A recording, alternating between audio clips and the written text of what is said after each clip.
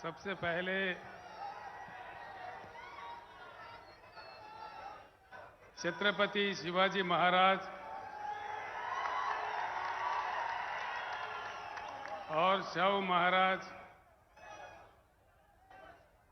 Doctor B.R. Ambedkar,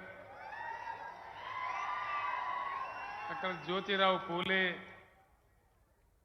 मां सावित्रीबाई, ऐसे महान पुरुषों को जन्म दिए इस पावन धरती महाराष्ट्र धरती को मैं प्रणाम करता हूं।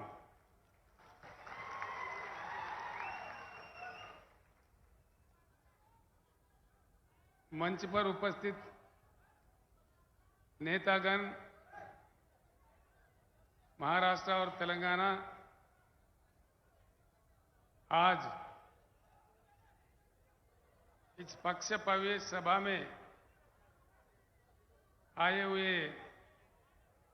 भाइयों, बहनों, पत्रकार मित्रों, मैं आप सभी को प्रणाम करता हूं।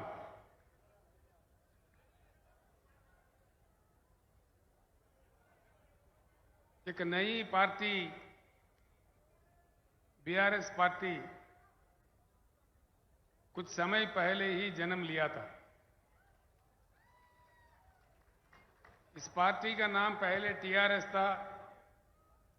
ये तेलंगाना राज्य तक सीमित था। देश के हालात समझने के बाद देश के विचारधारा को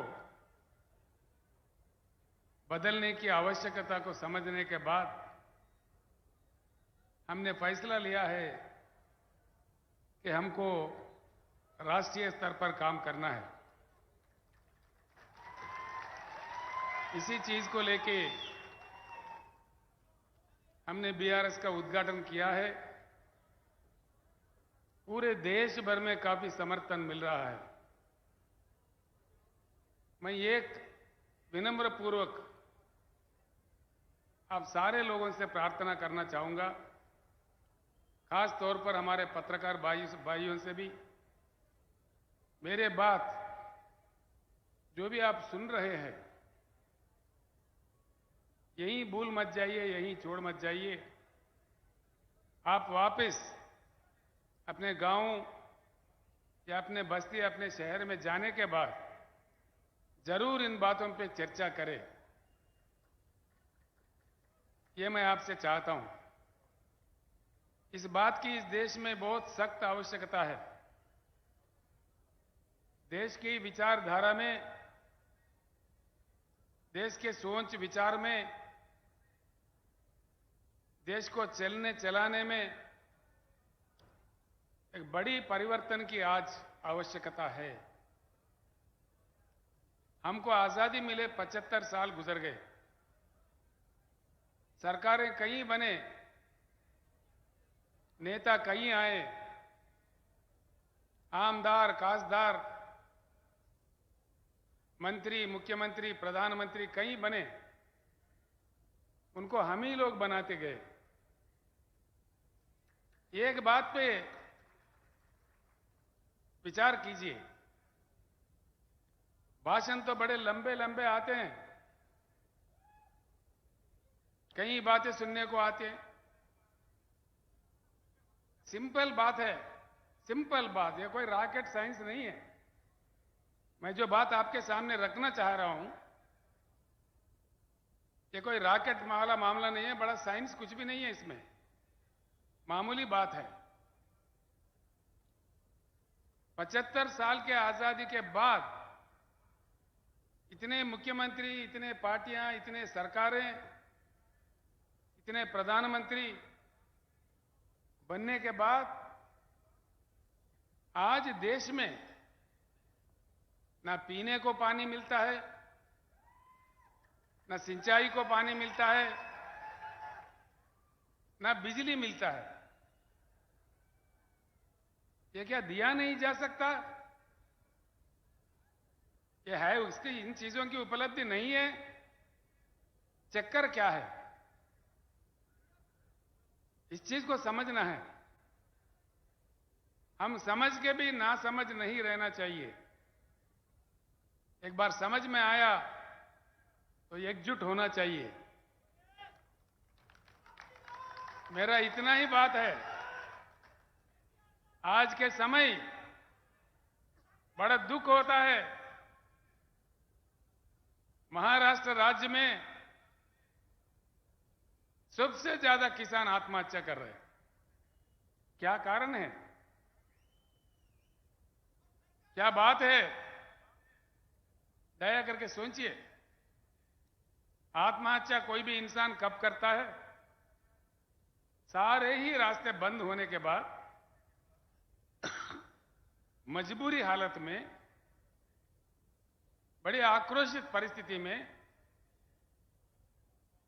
कितना उनका आत्मा घोषण करता होगा, कितना दुख होता होगा। अपने प्रियजनों को, अपने बच्चों को, अपने परिवार को छोड़ के किसी किसान आत्महत्या कर रहा है। क्यों करता है? देश को अन्नदान देने वाला अन्नदाता, दिन रात लगातार काम करके अपने खून पसीना बहा के देश को जीवन दान देने वाला अन्नदाता क्यों आत्महत्या करने पे मजबूर है इस देश में? क्या चक्कर है इसके पीछे? ये सोचने की बात है। अब इससे बुरा और क्या हो सकता है? एक तरफ हमारे किसान मर रहे, रंग बिरंगी झंडे, भाषण देखो माइक पड़ जाता है, घंटों पर भाषण, असेंबली में भाषण, पार्लियामेंट में भाषण। लेकिन किसानों के जो प्रेत, धान के जगह जो प्रेत उग रहे हैं किसानों के खेत में, इसमें रुकावट नहीं आ रही है। इसीलिए बीआरएस का सबसे पहले नारा, हिंदुस्तान में पहली बार किसी पार्टी ने कहा है, वो बीआरएस पार्टी है, अब की बार किसान सरकार।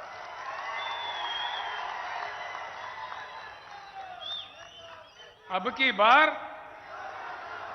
मुझे सुनने नहीं दे रहे, अब की बार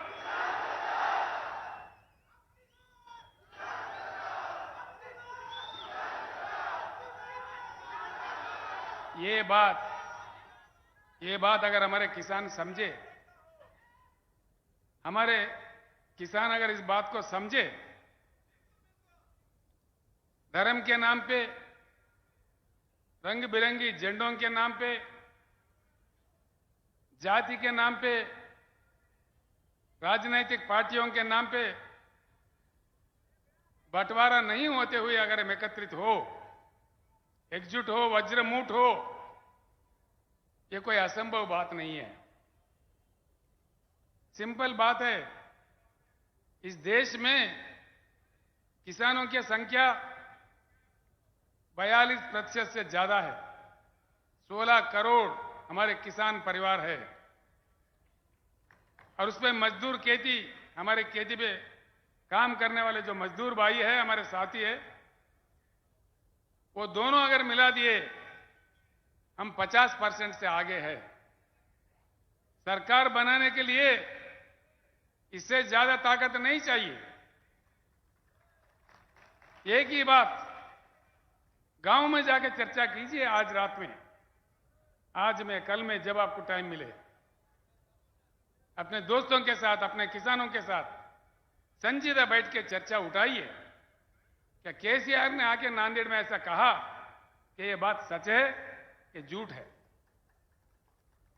मैं इतना ही आपसे प्रार्थना करता हूं, जो लोग समझते हैं बात को, एक दीप से दूसरा दीप जलाए जैसा बात को फैलाना चाहिए, समझाना चाहिए। मुझे पूर्ण विश्वास है, भारत बुद्धिजीवियों का देश है, बुद्धुओं का देश नहीं है। वक्त आने पर, देश को बात समझ में आने पर, महापुरुषों को, महानेताओं को यूं तुत्कार दिया। देश में जब इमरजेंसी लगा, पाबंदियां लगे, लोक नायक जयप्रकाश नारायण के एक आवाज पे सारे देश एकत्रित हुए। उस समय के महान नेताओं को यूं उठा के फेंक दिए। आज वक्त आया है किसान भाइयों, बहुत हो गया इंतजार। 75 साल काफी लंबा ही समय होता है। अब तक हम हल चलाते हुए कलम किसी और के हाथ में दिए। किसानों को आज सिर्फ हल चलाना नहीं, कलम चलाना, कानून बनाना भी सीखना चाहिए। बोलने से फायदा नहीं है भाइयों, खाली बोलना नहीं है, नारा लगाना नहीं है। खुद बन जाओ आमदार, खुद बन जाओ खासदार, तभी बनेगा किसान सरकार। ये चेतना अगर आ गया, मैं एक बात आपके सामने रखता हूं। मैं कोई अमेरिका का कहानी या किसी अन्य देश का कहानी या किसी अन्य राज्य का कहानी नहीं कहता। जो अपने महाराष्ट्र राज्य में उपलब्ध है, भाई क्या बात है। अब एक ही बात है, जब भी चुनाव आता है ना, चुनाव आने पर क्या हो रहा है, किसी न किसी पार्टी जीतता है, किसी न किसी नेता जीतता है, लेकिन जनता हारता है। अब कुछ उल्टा होना चाहिए। आगे चुनाव जब भी होगा, जनता को जीतना चाहिए, वो किसानों को जीतना चाहिए। हमारे समस्याओं का वही समाधान है। हकीकत में क्या है, भारत क्या गरीब देश है? बिल्कुल नहीं है। आप लोगों को आश्चर्य होगा, राजनीति में मेरा जीवन अब तक 50 साल बीत गए। मैं राज्य मंत्री, एमएलए, एमपी, केंद्र मंत्री, मुख्यमंत्री, कई चीज पे काम किया।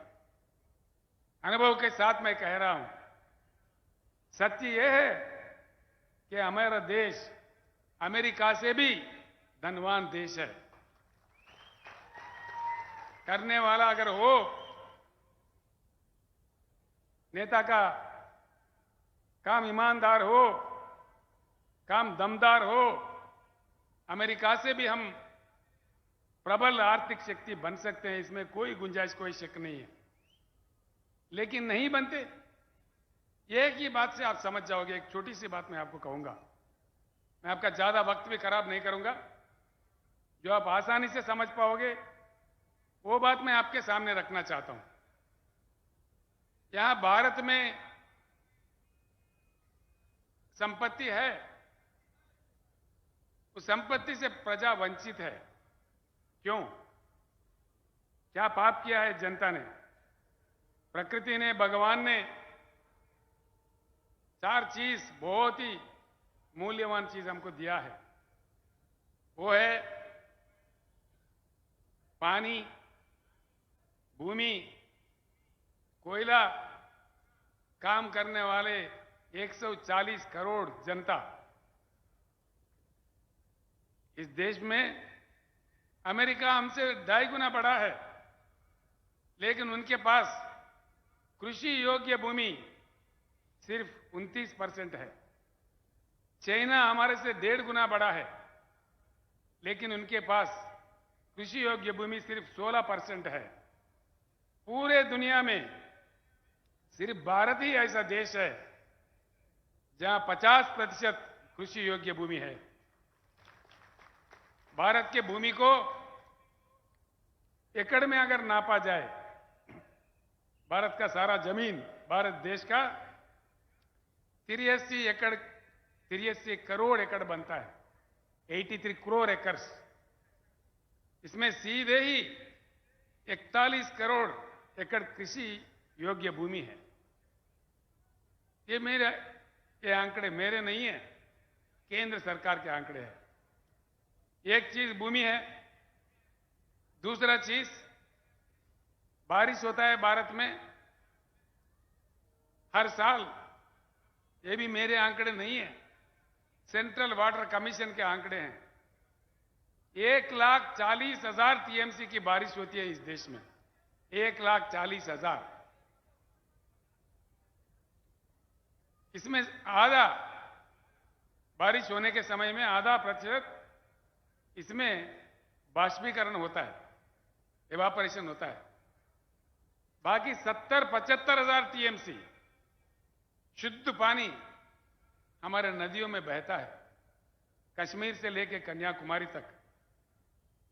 आज तक हिंदुस्तान में आजादी से लेकर आज 75 साल तक पानी अगर उठाया तो सिर्फ 20-21 हजार टीएमसी का उपयोग हो रहा है। बाकी 50 हजार टीएमसी का पानी समंदर में बह जा रहा है।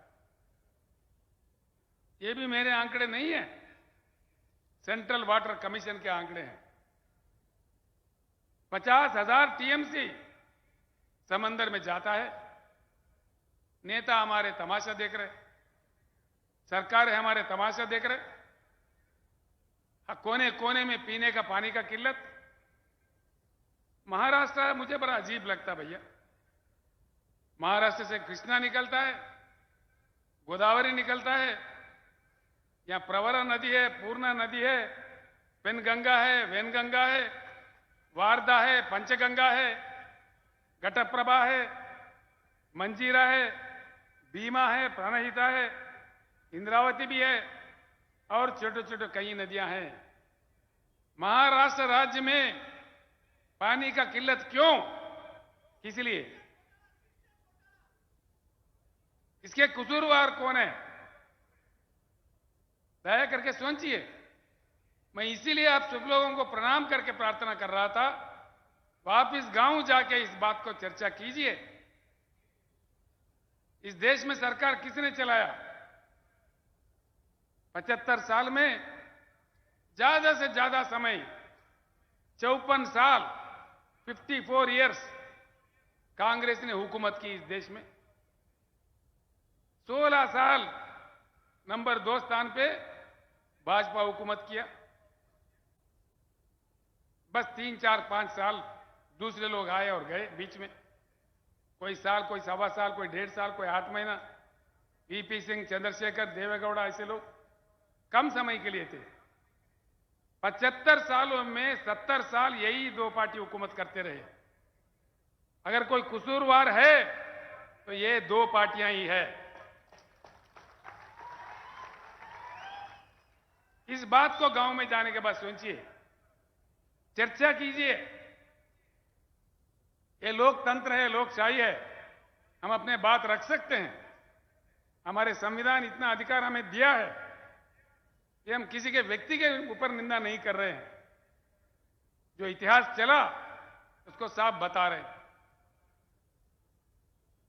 अब देखिए, कुछ हल निकला, कुछ समाधान निकला। कांग्रेस गया, बीजेपी आया, भाई वही भाषणबाजी। कोई ये बात तो कोई वो बात।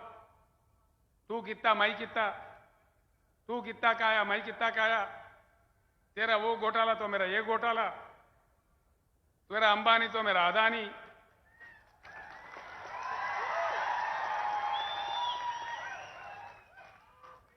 एक सिंपल बात मैं बताता हूं, सिंपल बात है जो आपके आंखों के सामने है, आसानी से आप समझ जाओगे। माननीय मोदी जी जैसा प्रधानमंत्री बने, उनका एक बड़ा गंभीर स्कीम था, make in India. Make in India joke in India बन गए। क्या किधर गया भाई make in India? Make in India काम करता तो हर शहर में, भारत के हर छोटे छोटे शहर में चाइना बाजार लगता है। पतंगों का मांझा चाइना से आता है। दीपावली के पटाखे, होली के रंग, दीपावली के दिए, आखिर हम पूजने वाले गणेश मूर्तियां, हमारे राष्ट्रीय ध्वज तिरंगा, ये सारी चीज चाइना से आते हैं। भाई घरे घर, गांव गांव, गली गली चाइना बाजार लग रहा है, तो कहां गया मेक इन इंडिया? चाइना बाजार क्यों लगता? भारत बाजार लगना चाहिए ना। बस ये बात सच है। नांदेड़ में कितना चैना बाजार है गिन लीजिए। आप परमनी में जाओ, अकोला में जाओ, कहीं भी जाओ, सारे ही देश में, आप उत्तर प्रदेश जाओ, तमिलनाडु जाओ, तेलंगाना जाओ, आंध्रा जाओ, हर शहर में छोटे बड़े सब में चाइना बाजार लग रहा है। ये क्या हो रहा है देश में? कब तक ये बात चलते रहेंगे? ईमान से सोचिए, दिल से सोचिए। मैं इसलिए बार बार आपसे कह रहा हूं, मेरे बातों को सुन के यूं मत छोड़ दीजिए। मैं आपका भाई हूं, आपका बेटा हूं। मैं दुख दर्द से ये बात कह रहा हूं। ये बात जरूर सोचिए, चर्चा कीजिए। ऐसे ही 2-3 बात और बताने हैं। इस देश में 50,000 टीएमसी पानी जा रहा है। ना हमको पीने का पानी मिलता, ना सिंचाई का पानी मिलता, ना बिजली मिलता। फिर क्या मिलता भाई? भाषण मिलेगा, मन की बात, ये बात, वो बात। कब तक मिलेगा? हमारे मरते दम तक। मरी तो रहे हैं। तो इस बात पे बहुत सीरियस तरीके से आप लोगों को, खास तौर पर किसान भाइयों को, किसान घर के महिलाओं को, हमारे युवा लोगों को, हमारे पढ़े लिखे लोगों को, हमारे वकील साहब लोगों को, हमारे टीचर्स, लेक्चरर्स जो बुद्धिजीवी है, जो लेखक, कवि, गायक है, सारे लोगों को मैं सर झुका के प्रणाम करके इस पावन धरती, महाराष्ट्र के पावन धरती से विनय पूर्वक विनम्र करता हूं, दया करके इस बात पे सोचिए। ये कोई राजनीति नहीं है, हमारे जीवन और मृत्यु की सवाल है, जिंदगी और मौत की सवाल है। कब तक मरते रहेंगे? क्यों मरना भाई? क्या हमारी किस्मत यही है? हम आत्महत्या करने के लिए पैदा हुए? और तो और देखिए, मैं आपको एक बात बताता हूं। 2-3 बातें हैं, अब बड़ी आसानी से समझ सकेंगे। महाराष्ट्र में नदियां इतने सारे हैं, देश में तो और कई हैं। जैसा मैंने कहा आपको, मैं यहां से यहां के बाद पत्रकारों के पास काफी मटेरियल दूंगा आज। कल पूरे टीवी में, अखबार में भी आ जाएगा, वो भी पढ़ लीजिए। कुछ बातें अभी रखता हूं मैं, बाकी बहुत सारे चीज जो स्टैटिस्टिक्स है, ऐसी आम सभाओं में जो नहीं कहा जा सकता, वो आज मैं पत्रकारों के इसमें गोष्ठी में मैं बताने वाला हूं। कल जरूर दया करके अखबार भी पढ़िए, लोकमत पढ़िए, देशोन्नति पढ़िए, जो जो पत्र आपके पास आते हैं वो पढ़िए। एक बात सुनिए, दुनिया का सबसे बड़ा रिजर्वायर, पानी का रिजर्वायर है, हमसे बहुत छोटा देश में, जिम्बाब्वे देश में है। उसका स्टोरेज कैपेसिटी, उसकी क्षमता है 6,500 टीएमसी, 6,533 टीएमसी। सबसे दुनिया का बड़ा ये रिजर्वायर है। इसी प्रकार के नाइलू नदी पे, रशिया में अंगारा नदी पे, चाइना में एंगजी नदी पे, अमेरिका में कोलोराडो नदी पे, किसी अन्य देशों में अन्य नदियों पे 1000, 1500, 2000, 3000, 4000, 5000 टीएमसी के रिजर्वायर्स बन चुके हैं।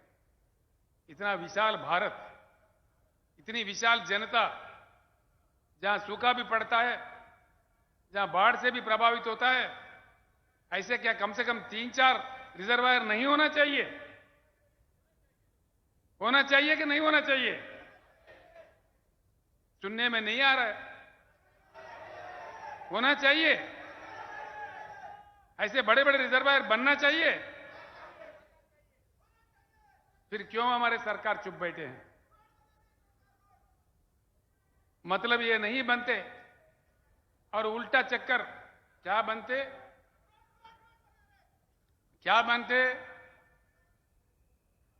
ट्रिब्यूनल।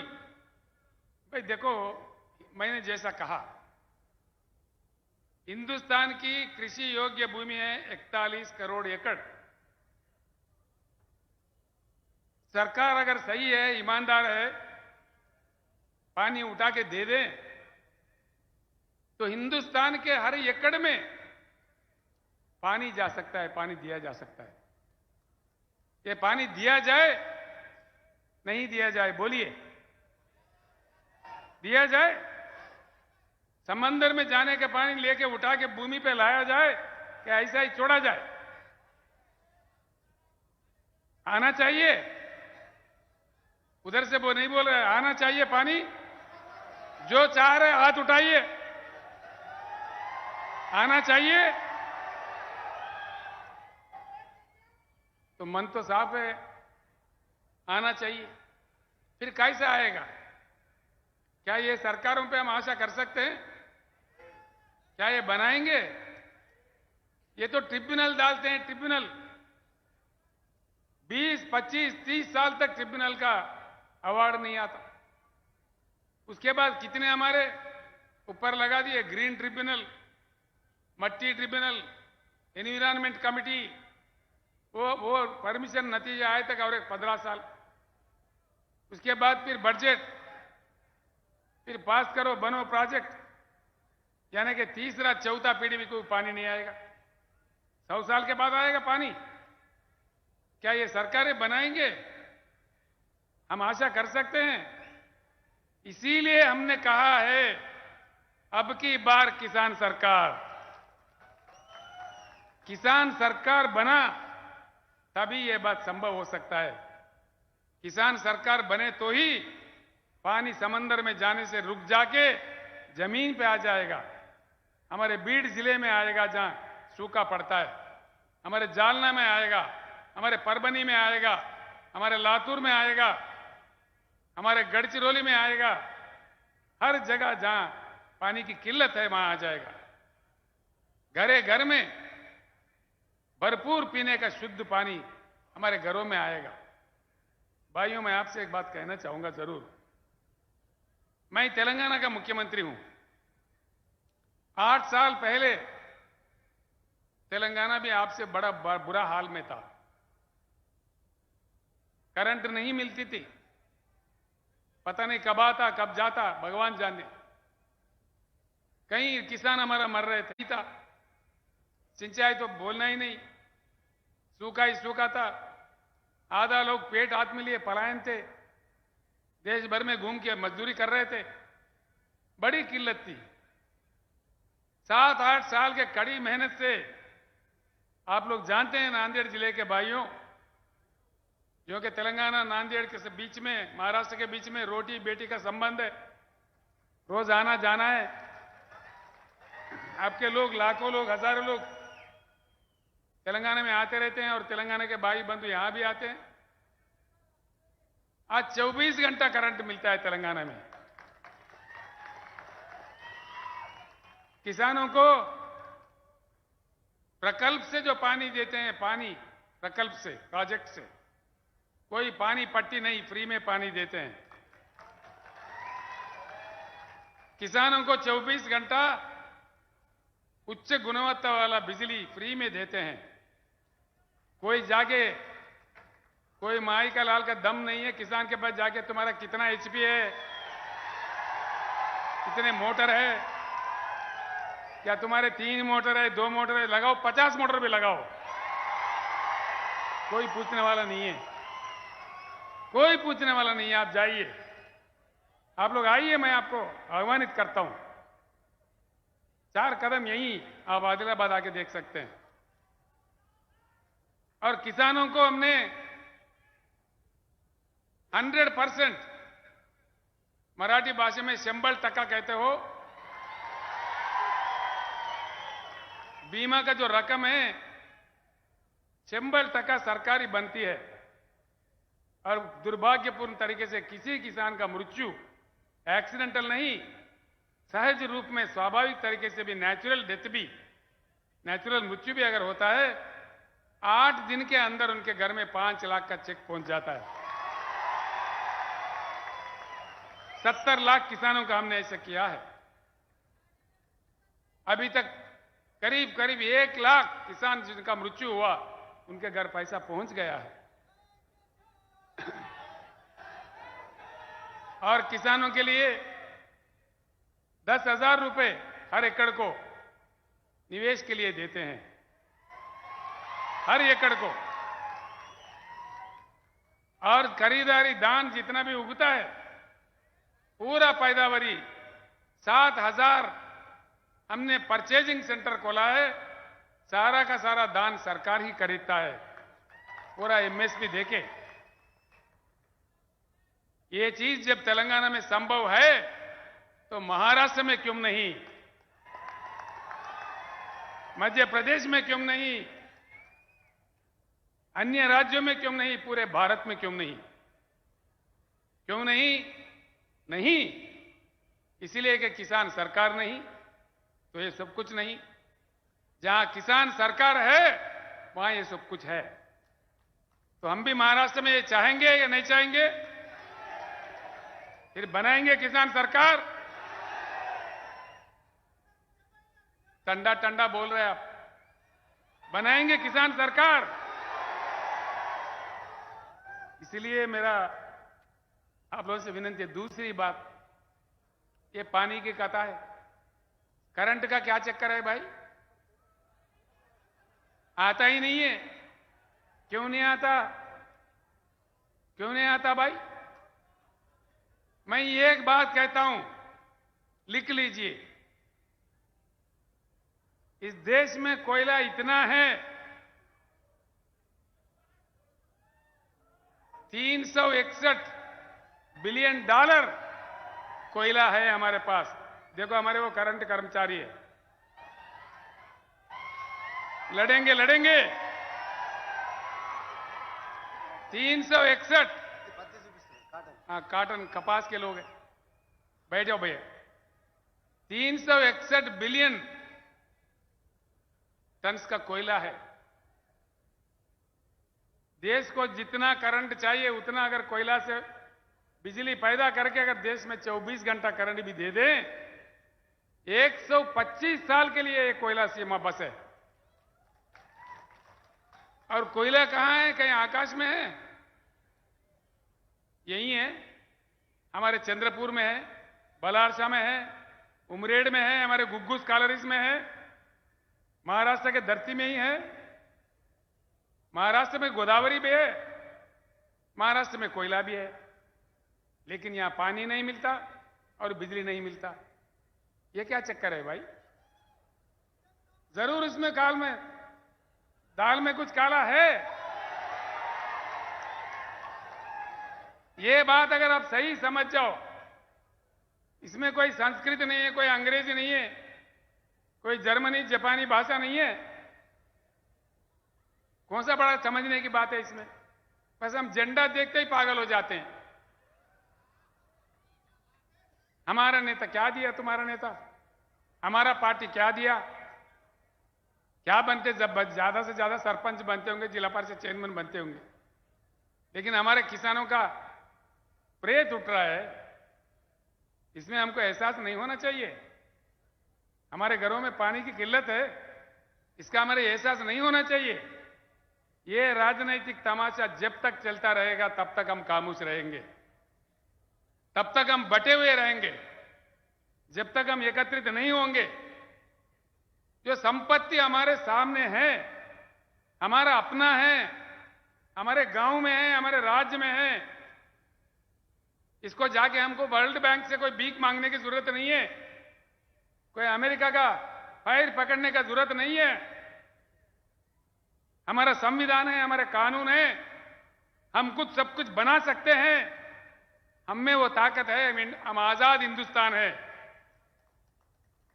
लेकिन पार्टियों के नाम पे, धर्म के नाम पे, जाति के नाम पे बटे हुए, बिखरते हुए हिंदुस्तानी है।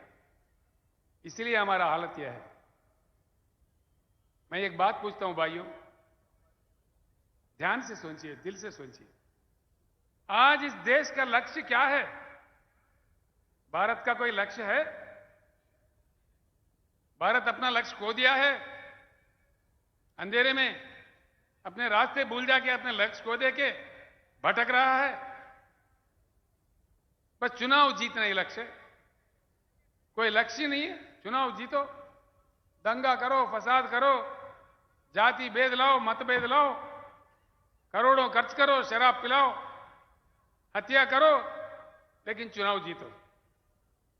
कब तक जिताते रहेंगे? आकर हम तंग नहीं हो रहा है? जिता जिता के थक गए भाई। कितने आते हैं वोट भिखारी, हर चुनाव में आते हैं रंग बिरंगी कहानी लेके।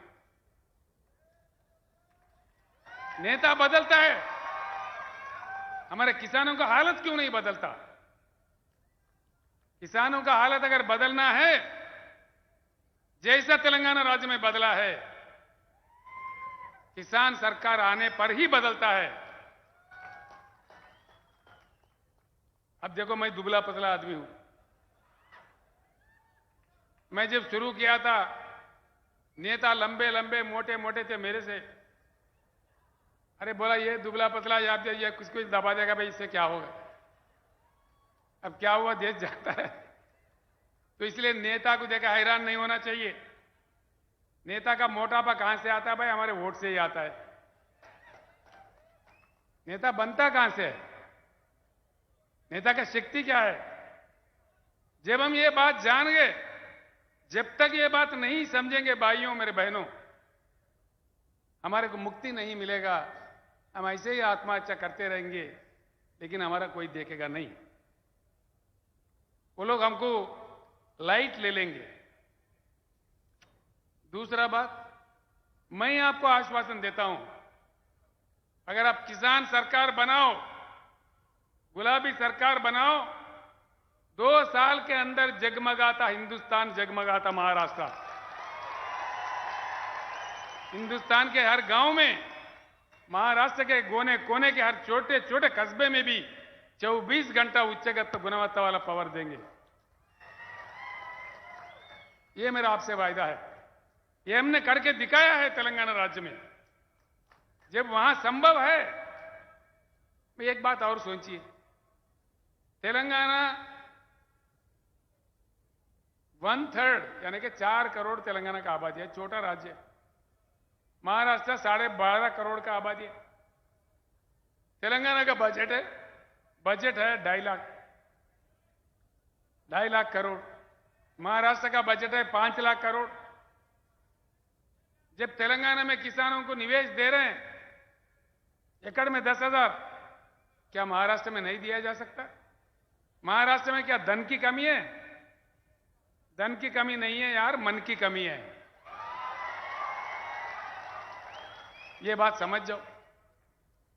किसान भाई, अगर जो तेलंगाना में जो सुविधा मिल रहा है, सारे सुविधा अगर आप चाहते हो तो उठाओ गुलाबी झंडा और वार ऐसा करो कि खुद बन जाओ नेता। कोई नेता को देखा हैरान होने की कोई जरूरत नहीं है। हम में से ही नेता निकल आते हैं। ये जो नेता है बाल का सुमन है, कहां बैठा है? बाल का सुमन है, ये देखो कितना जवान है। ये कॉलेज में पढ़ रहा लड़का था, मेरे साथ जंग में आया था। कम से कम उम्र में ये पहली बार एमपी बन गया। उसके बाद 30 साल मेरा उम्र जब, हाँ, जब इनके 29 साल उम्र था एमपी बन गया।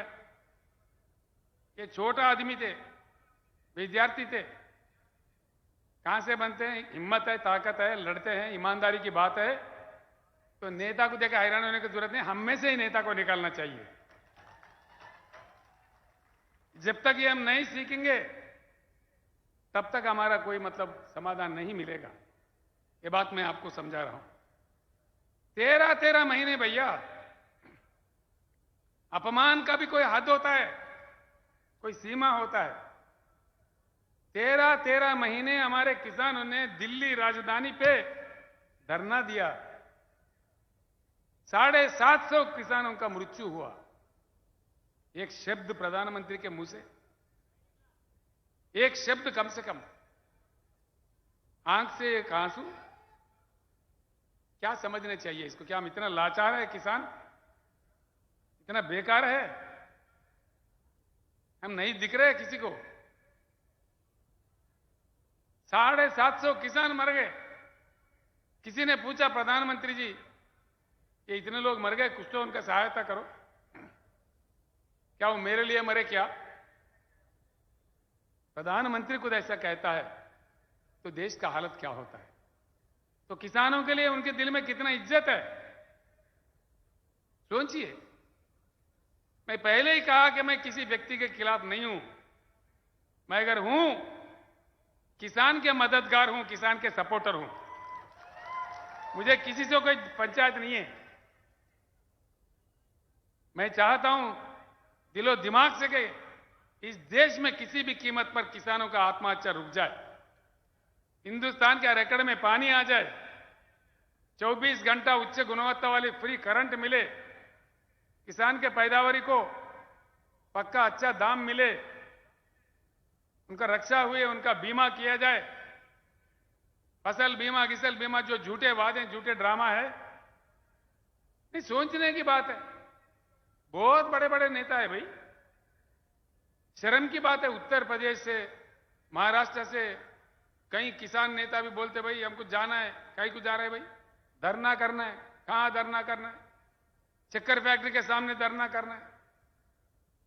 हर साल करना है क्या? गन्ना खरीदते हैं, पैसे नहीं देते, 3-3 महीने, 6-6 महीने, कहीं तो देते भी नहीं है, दाम भी नहीं देते। क्या घोटाला है इसके पीछे?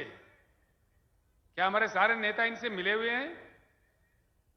या तो फिर केंद्र सरकार के पास, राज्यों के सरकारों के पास, चाहे उत्तर प्रदेश का हो चाहे महाराष्ट्र के, या हमारे संविधान में, हमारे कानून में इतनी कमजोरी है कि किसानों को पैसे भी नहीं दिला पाए? ये क्या चक्कर है? सरकार अगर समझता 24 घंटे के अंदर पैसे ना आ जाए किसान के चौखट पे, नहीं आएंगे? आएंगे क्या नहीं आएंगे? यानी कि क्यों नहीं आ रहे? सरकार नहीं समझ रहे, सीरियसली नहीं ले रहे। इसीलिए 13 महीने का धरना देखो, आज क्या हुआ? कुछ निकला समाधान? 13 महीने का धरना का कुछ समाधान निकला? कुछ नहीं, निकलेगा भी नहीं। इसीलिए कि वो समझ बैठे हैं किसान एकत्रित नहीं होंगे, किसान के पास बुद्धि नहीं है। एक बार एकत्रित होकर बना के बताइए। नांदेड़ भाइयों, महाराष्ट्र के अन्य जिला से आए हुए भाइयों, मैं आपसे विनम्र पूर्वक प्रार्थना करता हूं, आगामी जिला परिषद चुनाव में किसान अपने ताकत दिखा दे, महाराष्ट्र सरकार झुक के आपके पास आ जाएगी। एक बार तो दिखाओ कम से कम। सरकारों को सीधा उंगली से जब घी नहीं निकलता तो टेढ़ा उंगली से निकलना चाहिए। तो इसलिए मैं आपसे विनम्र पूर्वक विनती करता हूं, जब तक हम बिखरे हुए रहेंगे, बटे हुए रहेंगे, हम कुछ नहीं कर पाएंगे। इसीलिए मैं आपसे फिर एक बार अनुरोध करता हूं, कहीं अन्य समस्या भी है। हमने सिर्फ किसानों के लिए नहीं किया, तेलंगाना में हमारे बुनकर भी आत्महत्या कर रहे थे, मर रहे थे। आज उनको सिर्फ 50% में ही सारे उनके लिए प्रबंधन करते हैं, उनके जो सामान चाहिए होता है। हमारे धनगर जो बकरी पालते हैं, 75% सब्सिडी पे भारत में सबसे अधिक 7 लाख के ऊपर बकरी के यूनिट लाके उनको बांट दिए हैं। कलालों का हमने काम किया है, जो सेंधी के जाड़ों का रकम होता है उसको पूरा बर्खास्त कर दिया है। हर किसी को हमने काम किया है। करते करते जो मछुआरे हैं, मछली पकड़ते हैं, उनके लिए काफी हमने काम किया है। उनका भी आज कल्याण हो रहा है। तेलंगाना में फ्री में डालते हैं पूरे सीड जितना भी है, आज वो भी खुश है। जो नाई है, जो हमारे कपड़े धोने वाले धोबी भाई है, उनके लिए भी 250 यूनिट तक का पावर फ्री में देते हैं। वो लोग भी थोड़ा इसको उपयोग कर रहे हैं। हर जिले में एक मेडिकल कॉलेज हमने कायम किया है। 1000 से ऊपर आवासीय विद्यालय हमने बनाए हैं तेलंगाना में। ये सारी चीज जब वहां हो सकता है, यहां भी जरूर होना चाहिए, हो जाएगा। अगर आप समझ गए तो यहां के नेताओं के चक्कर में झंडा में उलझे रहोगे, फंसे रहोगे तो कोई काम नहीं बनेगा। तो इसीलिए मैं बार बार आपसे विनती कर रहा हूं, मैं जो भी कह रहा हूं आगे पत्रकारों को मीटिंग में जो भी कहूंगा उन बातों को जरूर सोचिए, गांव में चर्चा कीजिए। अगर मेरे बात सच है, मेरे बात में ईमान है तो उठाइए गुलाबी झंडा, सरकार किसान का बनाइए, दम बताइए अपना, तब जाके समाधान मिल सकता है। आखिरकार दलित भाई, हमारे दलित वर्ग के लोग पीड़ित वर्ग के लोग हैं, आदिवासी लोग भी है। दलित वर्ग के लोग कब तक रहेंगे ऐसा? इनके लिए भी तेलंगाना में अच्छा समाधान निकाला है। तो तेलंगाना दलित बंधु स्कीम है, हमारे पास 17.5 लाख दलित घराने हैं तेलंगाना में। उनको, हर फैमिली को वापस नहीं देने वाला, बिना किसी बैंक के झंझट के 100% सब्सिडी के रूप में 10 लाख रुपए हर घराने को देते हैं। वो जो काम कर सकता है, उनका कोई रोक दाग नहीं है, जो काम वो समझता है कर सकता है वो कर सकते हैं। तेलंगाना दलित बंधु आज पूरे हिंदुस्तान में मशहूर है। ऐसा ही भारतवर्ष में दलितों के साथ जो अन्याय हुआ उनका भी पीड़ा चले जाना चाहिए, ये हमारा भारत समाज का फर्ज बनता है। तो इसीलिए हमने प्रतिज्ञा लिया है, शपथ लिया है, बीआरएस सरकार आ जाए तो हर दलित घराने को 10 लाख रुपए दिया जाएगा। हर साल 25 लाख दलित घराने को देश में दलित बंधु भी लागू किया जाएगा पूरे देश भर में। रैतु बंधु जो है, किसान बंधु स्कीम, वो भी हर जगह दिया जाएगा, हर राज्य में दिया जाएगा। भाइयों, इससे मैं एक ही बात आपको कहता हूं, मैं आपको कोई युद्ध करने के लिए नहीं कह रहा हूं, आपसे किसी से झगड़ने का, लड़ने के लिए नहीं कह रहा हूं। कोई धूप में, बारिश में आके जंग करो, मैदान करो, तलवार पकड़ो, ये बात मैं नहीं कहता। बस सिर्फ इतना करो कि बैठो, समझो, चर्चा करो, एकत्रित हो जाओ। हाँ, ऐसा उंगली से मारे तो मार नहीं लगेगा, मुट्ठी भर के पचकड़ मारो तो जबरदस्त मार लगेगा। उंगली बन के नहीं रहना है, मुट्ठी बन के रहना है। एकत्रित हो जाओ, अपने वोट अपने लिए इस्तेमाल करो, अपने वोट अपने लिए, अपना सरकार बने, तब जाके हमारा समाधान निकलता है। पानी आ जाएगा, बिजली आ जाएगा, एक के पीछे एक सुबह आ जाएगा, सारे समाधान निकल जाएंगे, ये गोलमाल से हम हट जाएंगे, अपनी सरकार बना लेंगे। मैं आपसे नहीं, कई चीजें भाई क्या बोलते, मैं आपको कम बातों में कुछ बातें समझाने की कोशिश किया, काफी अन्य बातें भी है। किसानों पे मैं ज्यादा कहना चाह रहा था। इससे पहले हमारे धर्माबाद तालुके के बापूराव कदम जी, हमारे युवा मित्र गणेश कदम मेरे पास आए थे, काफी साल पहले से मेरे पास आ रहे हो। वो चाह रहे थे बार बार कि साहब आपकी आवाज महाराष्ट्र में आ जाए, नांदेड़ में आ जाए। मैं उनका शुक्रिया अदा करता हूं और आप तमाम लोगों का भी शुक्रिया अदा करता हूं। मुझे आशीर्वाद देने के लिए जो इतनी भारी संख्या, मैंने सोचा भी नहीं था इतनी बड़ी तादाद में आप आओगे। इतनी बड़ी संख्या में आके जो आपने एकता बताई, जो प्यार मुझे दी, जो आशीर्वाद आपने दिया है, मैं दिल में रखूंगा, मैं भूल नहीं जाऊंगा। ये मेरा पहली सभा था महाराष्ट्र राज्य में। कुछ ही दिनों में भाइयों बीआरएस का काम शुरू होगा। हमारे मानिक कदम जी जो किसानों के लिए जिंदगी भर लड़ते हैं, हमारे दशरथ सावंत काका, अभी उनका 84 साल उम्र है, 84 इयर्स, अभी भी वो किसानों के लिए तड़पते हैं। ये लोग तैयार किया है पूरा नक्शा। सिर्फ 8-10 दिन के अंदर हर गांव में बीआरएस की गाड़ी आ जाएगा, हर गांव में आ जाएगा। पूरे कमिटियां बनेंगे ताकत जुटाने के लिए, किसानों को एकत्रित करने के लिए। 10 दिन के अंदर, मात्र 10 दिन के अंदर पूरे गाड़ियां हर गांव में, मतलब यानी कि महाराष्ट्र राज्य में 288 असेंबली हल्के हैं, पूरे 288 गाड़ी एक साथ निकलेंगे।